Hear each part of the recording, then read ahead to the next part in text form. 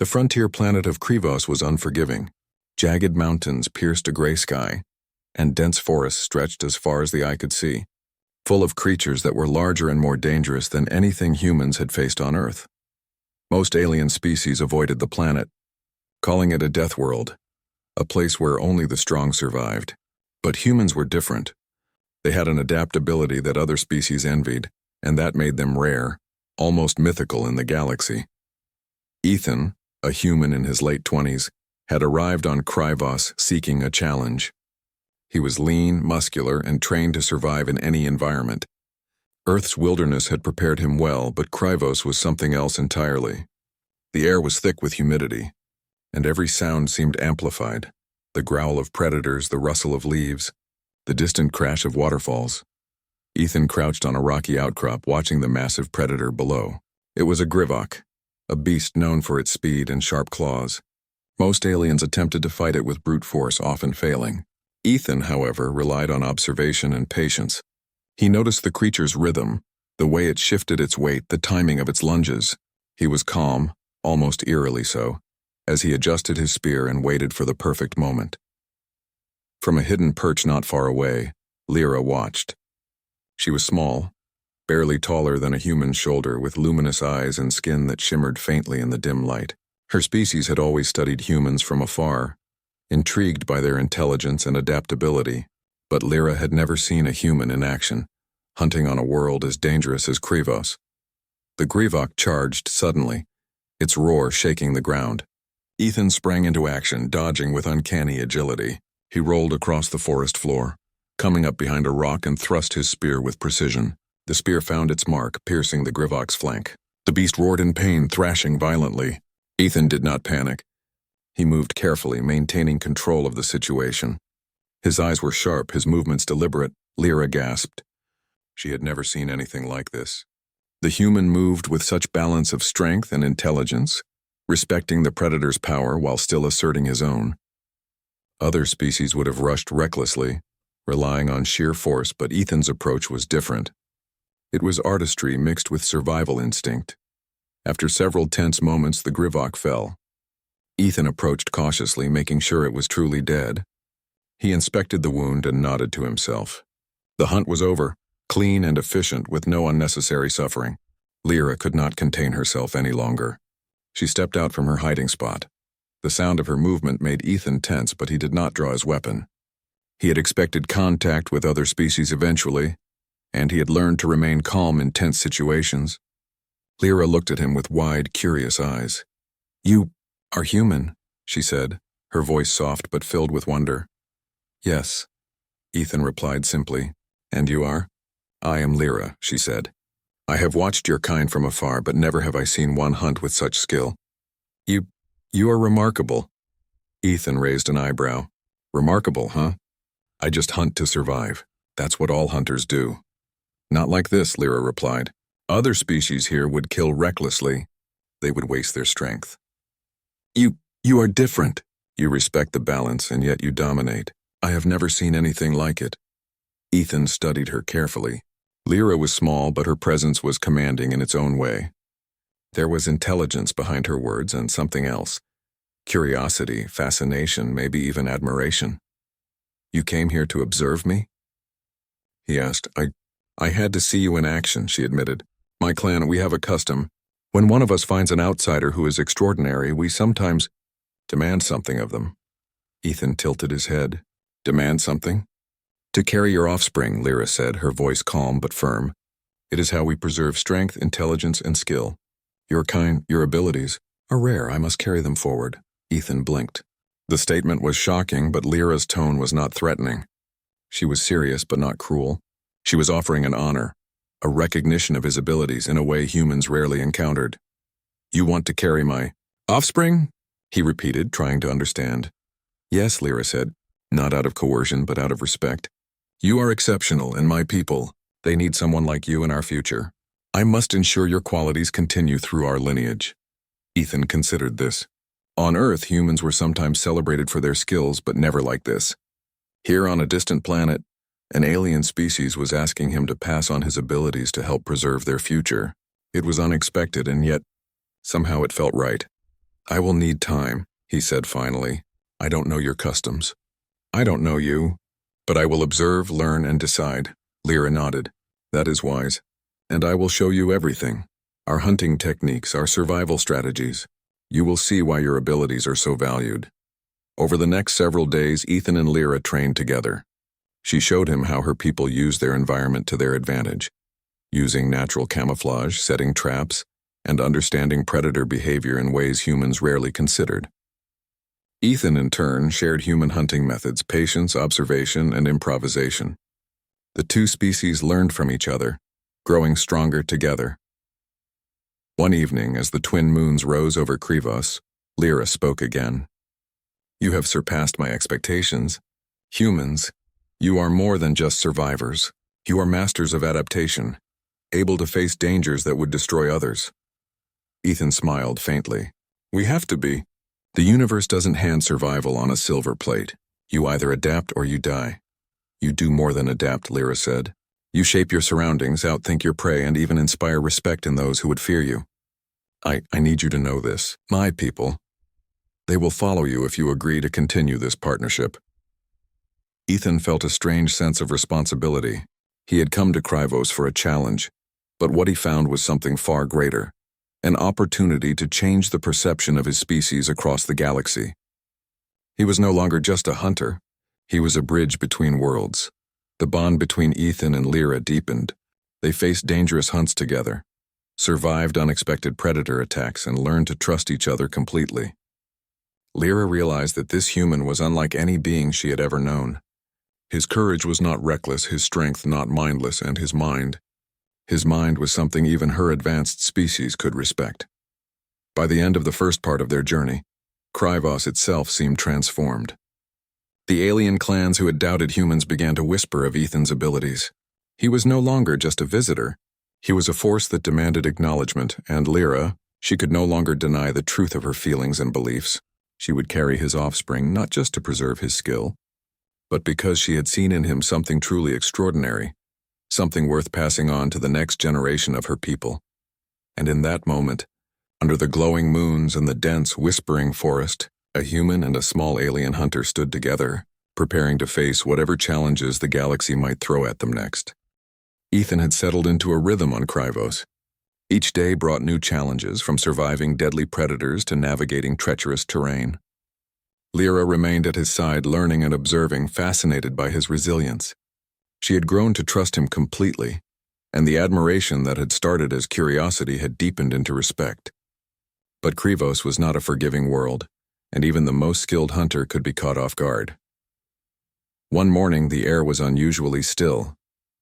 Ethan noticed it immediately, a tension in the atmosphere that signaled danger.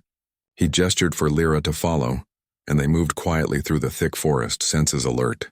It wasn't long before they saw it. A predator unlike any they had faced, a colossal creature with multiple limbs and armored plating that reflected the pale light of the twin moons. Its eyes glowed with intelligence, as if it understood the two intruders were far more capable than most prey. Ethan crouched, analyzing the creature's movement.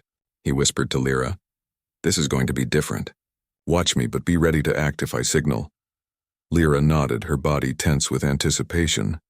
The battle began with sudden intensity. The predator struck with overwhelming force, but Ethan's speed and strategy allowed him to dodge its attacks. He used the environment to his advantage, weaving through trees, climbing rocks, and setting traps with precision.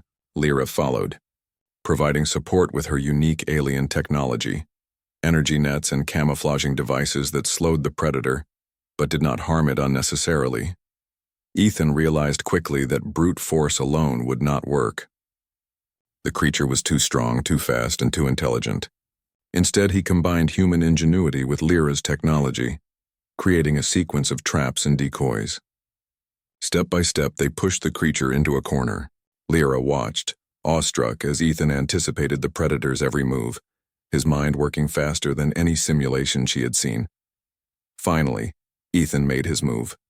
With a combination of a well-timed leap and a precise spear throw, he incapacitated the predator without killing it. Lyra exhaled in relief. She had seen humans survive in harsh conditions before, but this level of mastery was exceptional. "You are extraordinary," she said, her voice filled with admiration. "I have never seen anything like this." Ethan lowered his spear, wiping sweat from his brow. "We survive together," he said simply. "It's not just me. It's the teamwork. It's understanding the world around us," Lyra smiled. "Yes, and that is why I must carry your offspring. Not as a command, but as a choice. Your abilities, your mind, your courage, these are qualities my people need, and I want them preserved." Ethan considered her words. On one level, it was a profound honor.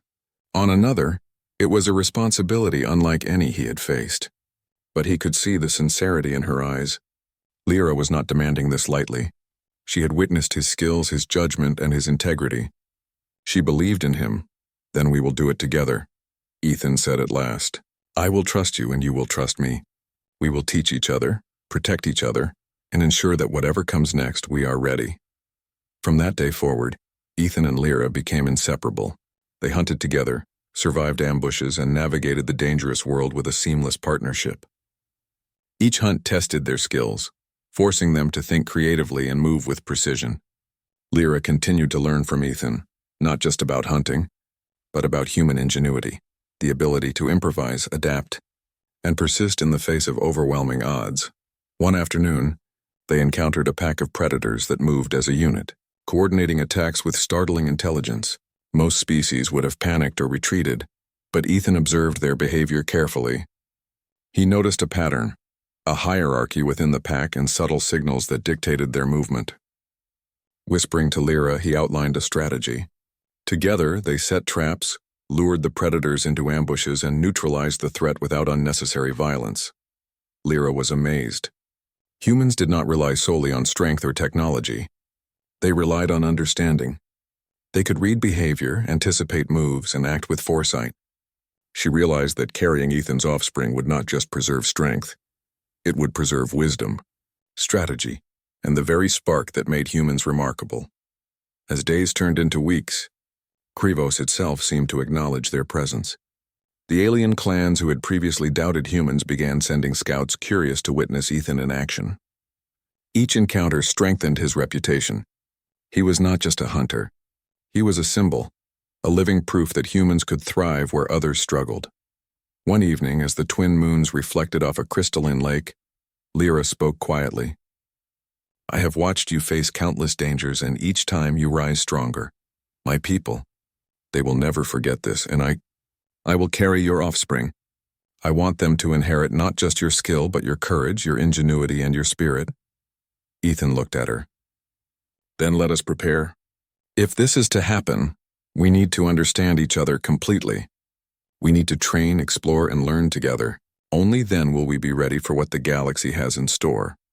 They began a new phase of their journey, combining human endurance with alien innovation.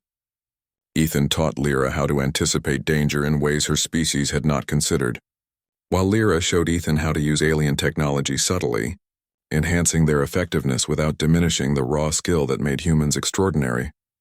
Their bond deepened beyond partnership. In moments of quiet, Lyra would observe Ethan repairing equipment, analyzing terrain, or crafting tools from the environment. She saw the patience in his hands, the precision in his mind, and the resolve in his eyes. He in turn noticed her dedication, her intelligence, and her ability to adapt rapidly. They respected each other deeply, and with respect came trust, a trust that would shape the next generation of their combined lineage. Then came the greatest challenge. A massive storm swept through Krivos, turning forests into rivers of mud and displacing countless predators. Alien clans struggled to survive, but Ethan and Lyra navigated the chaos with skill. They rescued stranded creatures, avoided deadly lightning strikes, and maintained their course through the storm. By the time the skies cleared, they had proven not only their survival skills but also their leadership. Other alien scouts approached cautiously. They had seen humans struggle before, but never with such mastery. Ethan's actions demonstrated something fundamental. Humans could survive, adapt, and lead where others would fail. Lyra stepped forward, speaking for both of them. "This human is extraordinary. His abilities are unmatched, and I will carry his offspring not as a command, but as a choice, a symbol of hope, strength, and unity for the galaxy." Ethan nodded. "Then let it be so. But remember, this is not about dominance. It is about partnership, respect, and learning from each other. Together we will face the challenges ahead. The alien clans observed in awe. Humans were no longer distant legends or myths. They were living proof that courage, intelligence, and adaptability could shape worlds. Lyra's choice symbolized the merging of strength and wisdom, a partnership that promised a future where species could learn from one another rather than fight blindly. As the moons rose once more, Ethan and Lyra stood side by side looking out over the forests of Krivos.